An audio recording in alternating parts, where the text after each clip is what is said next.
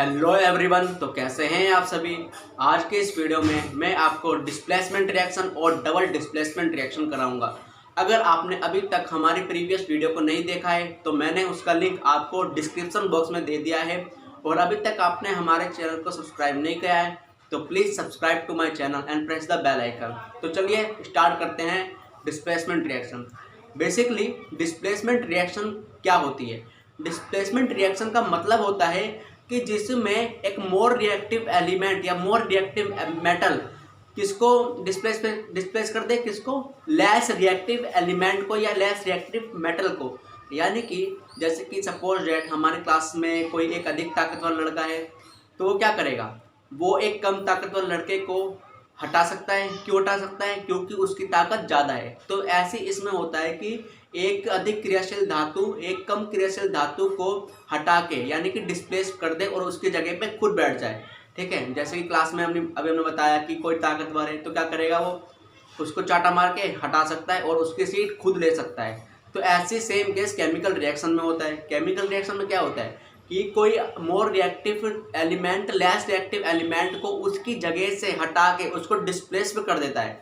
उस रिएक्शन को हम बोलते हैं डिस्प्लेसमेंट रिएक्शन। इसको अभी हम और डीपली समझेंगे क्योंकि ये पेपर के लिए इम्पोर्टेंट है, तो इसको इम्पोर्टेंट मार्क करके रखिएगा आप। तो चलिए स्टार्ट करते हैं। डिस्प्लेसमेंट रिएक्शन का मतलब क्या है? The reaction in which more reactive element displace less reactive element from its solution. मतलब किसी सॉल्यूशन में मोर रिएक्टिव एलिमेंट डिस्प्लेस कर रहा है किसको? लेस रिएक्टिव एलिमेंट को।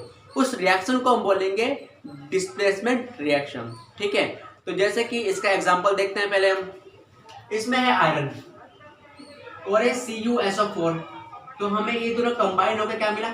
FeSO4 और Cu। अब यहाँ पे हुआ क्या, बेसिकली जो आयरन था उसने किसको डिस्प्लेस कर दिया? कॉपर को। तो कॉपर की जगह पे कौन बैठ गया? यहाँ पे आयरन बैठ गया, Fe बैठ गया। क्यों? क्योंकि कॉपर के कंपैरिजन में आयरन जो है वो अधिक शक्तिशाली है। इस कारण से कॉपर का स्थान डिस्प्लेस कर दिया किसने? आयरन ने। तो कॉपर हट गया और यहाँ पे क्या बचा? आयरन। तो FeSO4 बन गया ये, और ये Cu बन गया। ठीक है, तो बेसिकली ये वही हो रहा है कि यहाँ पे एक अधिक रिएक्टिव एलिमेंट था Fe ने Cu को हटा के उसकी जगह खुद ले ली, तो इसे हम बोलेंगे क्या? Displacement reaction. ठीक है, A + BC = AC + B। ठीक है, अब हमें ये कैसे पता चलेगा कि कौन किसको डिस्प्लेस करेगा? तो इसके लिए मैं आपको रिएक्टिविटी सीरीज बताऊंगा जो कि आपके लिए इम्पोर्टेंट है, और इससे आप कोई भी डिस्प्लेसमेंट रिएक्शन का क्वेश्चन आसानी से सॉल्व कर सकते हैं। तो चलिए जानते हैं रिएक्टिविटी सीरीज। रिएक्टिविटी सीरीज का मतलब क्या होता है? यहाँ पर जो ऊपर वाले एलिमेंट हैं, ऊपर वाले जो मेटल हैं वो अधिक ताकतवर है, और नीचे वाले जो हमारे एलिमेंट हैं, मेटल है, वो क्या है? कम ताकतवर है। तो यहाँ पे होगा क्या? यहाँ पे जो ऊपर वाले जो मेटल है वो नीचे वाले को क्या करेंगे? डिस्प्लेस कर देंगे। यानी कि ऊपर वाले जो हैं वो नीचे वाले की जगह पर बैठ जाएंगे। ठीक है, जैसे कि हम बताते हैं आपको कि potassium, sodium, calcium, magnesium, aluminium, zinc, Fe, Pb, H, Cu, Hg, Ag, Au, Pt। अब आप इसको कैसे याद करेंगे? इसको याद करने की ट्रिक पहले समझ लीजिए।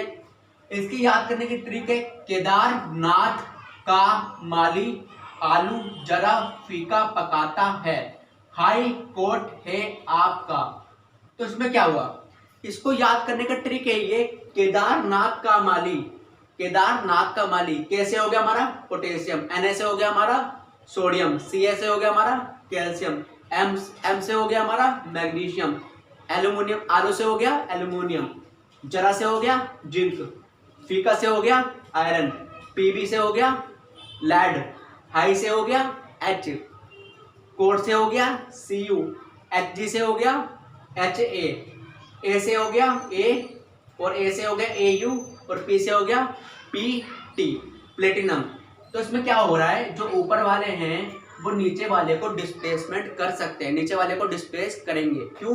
क्योंकि ऊपर वाले ज़्यादा ताकतवर है और नीचे वाले कम ताकतवर है। तो मैंने बना रखा है ना, ये ऊपर वाले कम ज़्यादा ताकतवर है और नीचे वाले कम ताकतवर है। तो जैसे कि हमने रिएक्शन कराई Zn + CuSO4। देखिए जब हम जिंक की रिएक्शन कॉपर सल्फेट के सॉल्यूशन के साथ कराते हैं तो हमें क्या मिलता है, जिंक सल्फाइड प्लस Cu। तो इसमें हुआ क्या, रिएक्टिविटी सीरीज में देखो सबसे ऊपर क्या है, जिंक है, जिंक है पहले नंबर पे, और फिर क्या है, कॉपर, कॉपर बाद में। तो इससे आप क्या समझे, जो जिंक जो होगा कॉपर का स्थान डिस्प्लेस कर देगा, यानी कि कॉपर को हटा के खुद उसकी जगह घेर लेगा। ठीक है, तो यहाँ पे क्या हो गया, जिंक ने कॉपर की जगह घेरी और क्या बना लिया, ZnSO4 प्लस Cu। तो इस रिएक्शन को हम बोलेंगे कौन सी रिएक्शन, डिस्प्लेसमेंट रिएक्शन। ठीक है, आई होप आपको ये समझ में आया होगा कि ऊपर वाला एलिमेंट नीचे वाले एलिमेंट को डिस्प्लेस कर देता है। इसका मतलब है कि जैसे कि हमारा पोटेशियम है और Cu है, तो पोटेशियम जो है वो Cu को डिस्प्लेस कर देगा। ठीक है, तो इसके मैंने आपको याद करने की ट्रिक बताई कि जो केदारनाथ का माली आलू जरा फीका पकाता है, हाई कोर्ट है आपका। तो ये जो इम्पोर्टेंट है, ये इसको याद करने की ट्रिक ये इम्पोर्टेंट है, क्योंकि पेपर में क्वेश्चन आते हैं तो आप ये समझ नहीं पाते कि हम किसको किसके साथ डिस्प्लेस कराएं। तो अगर आपको ये सीरीज याद रहेगी तो आप कोई भी क्वेश्चन आसानी से सॉल्व कर सकते हैं। ठीक है, अब हम पढ़ते हैं double displacement reaction. Basically double displacement का मतलब होता है कि मान लो क्लास में कोई एक ताकतवर व्यक्ति है, अब उस ताकतवर व्यक्ति ने कमजोर व्यक्ति की सीट तो ले ली पर उसको अपनी सीट भी दे दी। तो हम ये बोलेंगे यहाँ पे दो मेटल का आपस में इंटरचेंज हो गया, तो उस रिएक्शन को हम बोलते हैं कौन सी रिएक्शन, डबल डिस्प्लेसमेंट रिएक्शन। ठीक है, तो आप यहाँ पे क्या होता है, अगर एक अपनी जगह छोड़ता है तो दूसरा वाला भी अपनी जगह उसको दे देता है, तो उस रिएक्शन को हम बोलते हैं डबल डिस्प्लेसमेंट रिएक्शन। हमने देखा डिस्प्लेसमेंट रिएक्शन में जो इंटरचेंज हो रहा है वो केवल एक ही मेटल का हो रहा है, और लेकिन जो हमारा डबल डिस्प्लेसमेंट आता है उसमें जो इंटरचेंज होगा वो दो मेटल का होगा आपस में। ठीक है, जैसे कि एग्जाम्पल के लिए Na2SO4 प्लस BaCl2 कंबाइन होकर क्या बनाएगा, BaSO4 प्लस 2NaCl। अब बेसिकली हुआ क्या, यहाँ पे Na मेटल है, यहाँ पे Ba मेटल है, तो NH वाला जो मेटल है वो कंबाइन हो गया Cl के साथ, बना लिया उन्होंने NaCl, और बेरियम जो है वो कंबाइन हो गया SO4 के साथ और बना लिया उन्होंने BaSO4। अब इस रिएक्शन में जो BaSO4 होता है ना वो इनसोल्यूबल इन वाटर, यानी कि जो इसकी रिएक्शन में जो इसकी वो मिलेगी ना हमें पीपीटी, वो मिलेगी व्हाइट कलर की। ये जो है पेपर के लिए बहुत ज्यादा इंपॉर्टेंट है। तो व्हाइट पीपीटी का मतलब क्या होता है कि वो पानी में घुला नहीं है, यानी कि उसमें कोई सफेद सफेद पार्टिकल्स के जैसा बच जाएगा। ठीक है, तो वो जो मिलेगा ना वो व्हाइट पीपीटी वो पानी में अघुलनशील होगी, यानी कि घुलनशील नहीं होगी। ठीक है, तो हमें सेकंड रिएक्शन आती है NaCl प्लस AgNO3, क्या बनाया AgCl NaNO3। तो इसमें क्या हुआ, Ag की जगह Ag ने Cl के साथ ले ली जगह और Na ने NO3 के साथ जगह ले ली। तो बेसिकली हुआ क्या, इसमें जो है वो AgCl की व्हाइट पीपीटी मिलेगी। अब वो जो व्हाइट पीपीटी मिलेगी वो पानी में घुलनशील नहीं होगी। ठीक है, तो ये रिएक्शन थी हमारी डबल डिस्प्लेसमेंट रिएक्शन। बेसिकली इसमें जो पीपीटी का मतलब होता है वो होता है पेरिस्पिटेट। क्या होता है, पेरिस्पिटेट, जिसका मतलब होता है इनसोल्यूबल, यानी कि उसके खाली पार्टिकल से बच जाते हैं हमें। ठीक है, तो उसे हम बोलते हैं पीपीटी। अब ये व्हाइट रंग की भी हो सकती है, लेड के गैस में ब्राउन रंग की भी मिल सकती है हमें कभी कभी। ठीक है, तो ये हमारे दो रिएक्शन थी। पेपर में ये रिएक्शन दे देगा और पूछेगा ये बताओ कौन सी रिएक्शन है, तो आपको बताना होगा ये कौन सी रिएक्शन है, डबल डिस्प्लेसमेंट रिएक्शन है। या ये पूछेगा कि BaSO4 जो है उसमें कौन से कलर की पीपीटी मिलेगी, तो पीपीटी कौन सी मिलेगी इसमें, व्हाइट कलर की। ठीक है, और AgCl की पीपीटी कौन सी होती है, व्हाइट कलर की। तो ये पेपर में ऐसे क्वेश्चन पूछेगा। और ये जो ट्रिक थी हमारी, ये ट्रिक बहुत ज्यादा इंपॉर्टेंट है डिस्प्लेसमेंट रिएक्शन के लिए, तो आप ये याद कर लेना। ठीक है, तो चलिए आज के लिए इतना ही। अब हम कल की वीडियो में आपको बताएंगे ऑक्सीडेशन रिएक्शन, रिडक्शन रिएक्शन।